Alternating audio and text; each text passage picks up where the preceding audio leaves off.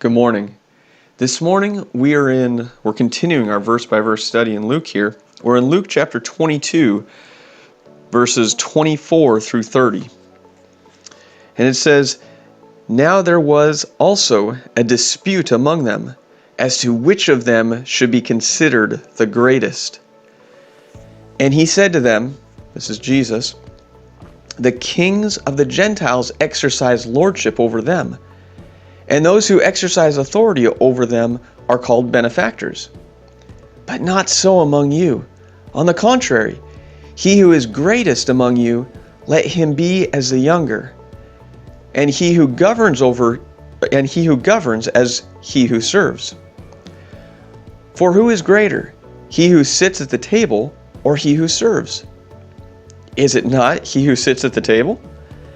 Yet I am among you as one who serves. But you are those who have continued with me in my trials, and I bestow on you a kingdom, just as my Father bestowed one upon me, that you may eat and drink at my table in my kingdom, and sit on my thrones, judging the 12 tribes of Israel." So you got to get this picture going on here. What's going on? Jesus has just finished the Last Supper. He's talking to him about the fact that he's going to be dying, that his body is going to be a sacrifice. Remember the cups. He was that third cup, the cup of redemption. He was going to become that cup for Israel and ultimately for the entire world. And right after that is recorded, as is recorded here in Luke, comes this dispute about who is greatest. I can see Jesus just probably like, "What? I've been here with you, teaching you for 3.5 years, and you still don't get it. Don't you remember a little while ago when I washed your feet? I did the work of a servant." They're missing it because they're still looking for, hey, I think I should be in charge of everything, because they're looking at Jesus to walk into Jerusalem to become the earthly king, to conquer the Romans and set them free. That's what they're looking for. And they're looking to say, hey, if you're king, I want to sit on the right or the left. I want to be in charge of things. Come on. I've been with you for all this time, Jesus. Let me in. This is what's going on in their heads and hearts. But Jesus is saying, you are so wrong. You're so mixed up. He talks about who is greater. It's like you go in and sit down at a really fancy restaurant. Who is the one in charge? Is it the one who is sitting there paying a whole bunch of money?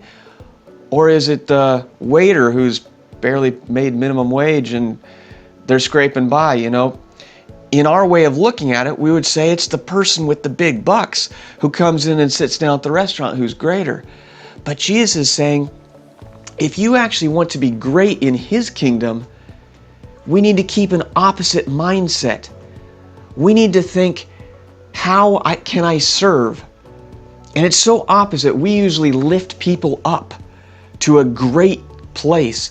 We lift up people in charge to great places. We even lift up pastors to high places. But really, in God's kingdom, if you want to be in charge, then you need to be a servant. You need to see, okay, all these people are looking at me as being the one in charge. In a godly way, how can I serve their needs? How can I minister to these people? Which, it sometimes means picking up the trash, scrubbing the toilets. These are ways of service, but so many people, we get this mindset that says, I'm in charge, I should never scrub a toilet again. That's wrong. Jesus is saying, get your eyes off of yourself, pride, and get your eyes onto him and see ways that you can serve. That's the ultimate thing. And he even tells us what the reward is. Ultimately, he says, guys, I've got it all planned out here. I'm actually going to have you become in charge of a kingdom, judging over the 12 tribes of Israel. This is probably talking about the millennial reign.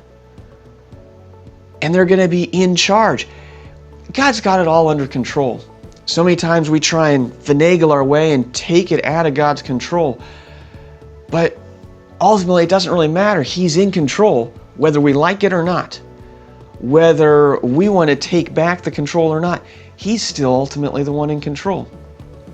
And because He's in control, it's all going to happen. The things that He wants to happen will ultimately happen.